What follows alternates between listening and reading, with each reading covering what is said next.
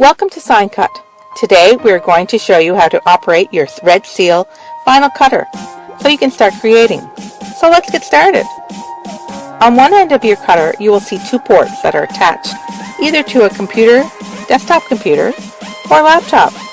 On the other end you will have the electrical plug and the on-off switch. Once your cutter is assembled on the legs, we can begin. In the accessory box, take out the blade case and blade holder.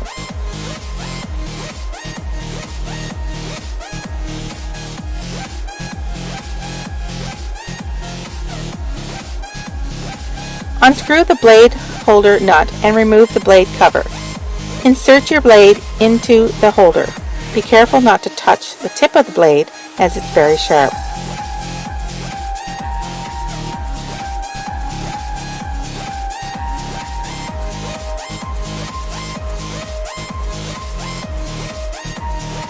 Put the blade holder cover on and screw the nut back until tight. Make sure the blade holder is locked by the screwing in the gold nut in place. A very small tip of the blade will appear out of the top of the blade holder.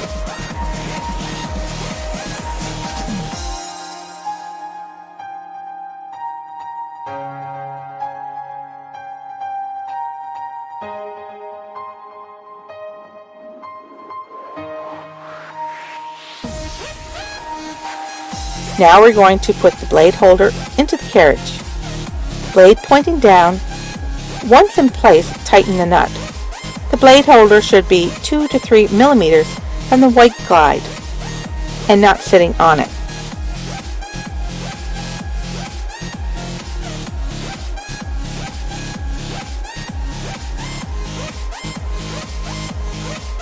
In the back, unlock the glides that will hold your vinyl.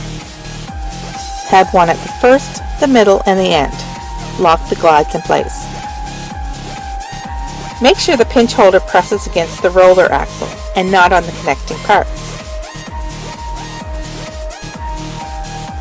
Unlock your glide and insert the roll of vinyl into the vinyl holder, making sure the vinyl has a bit of slack so the vinyl is not pulling when you're cutting. Lock the glides and do a test to make sure the vinyl will flow straight when printing.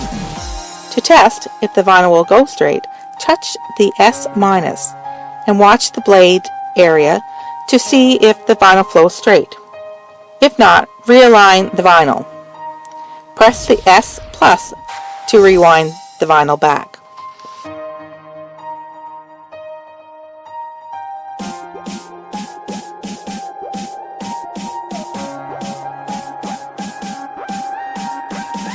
Once the vinyl is lined up, we can then test the pressure.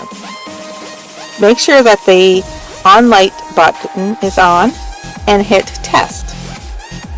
This will test the pressure that we have set. Different vinyl thickness will require different pressures. Speed is usually set at 500 to 600. Pressure usually is set at least 100 to 160. P- decreases the pressure and P+ increases the pressure.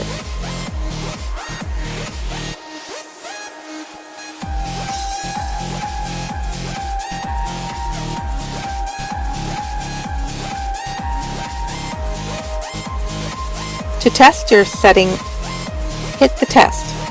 Retest to find the correct pressure. You know you have achieved your proper pressure when you can easily peel off a square from the test site. Make sure only the vinyl is cut and not the backing. If backing is cut, then you need to lower your pressure.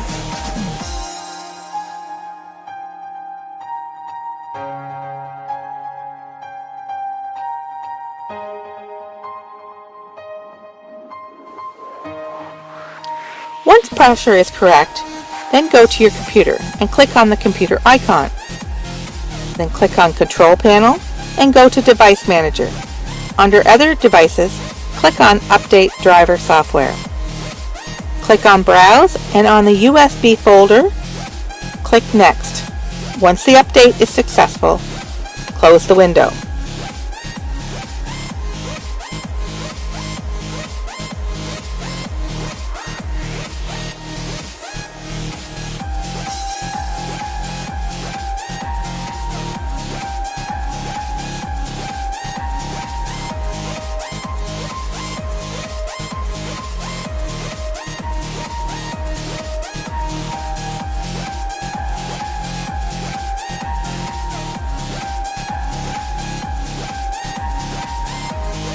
In the Device Manager, open up Ports. It will show a USB serial COM when the driver is successfully installed. Close the window. Now open your SignCut software that you have previously downloaded. Set the size of the work area and whether you want to work in portrait or landscape. Then click Create. Click on the T at the right to begin typing.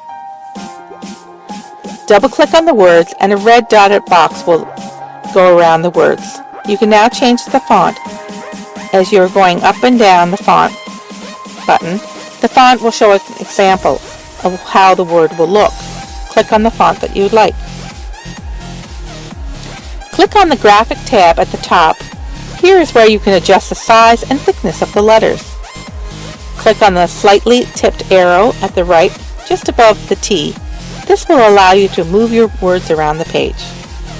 If you are wanting to have individual words, they need to be typed separately so that they can be moved individually. Once set to cut, a notice will pop up.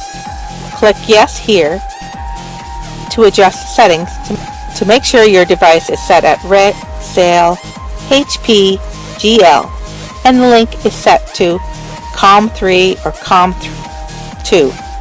Just make sure that the link is the same port as your device manager. Click on the parameters.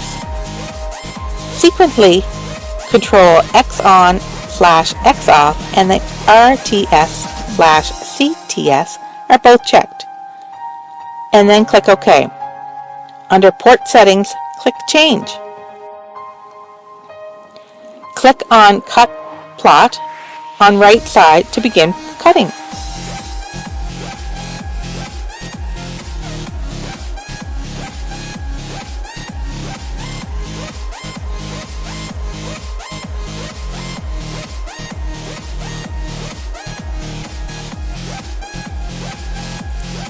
Your creation will be cut within a border. Carefully remove the excess vinyl to show your creation.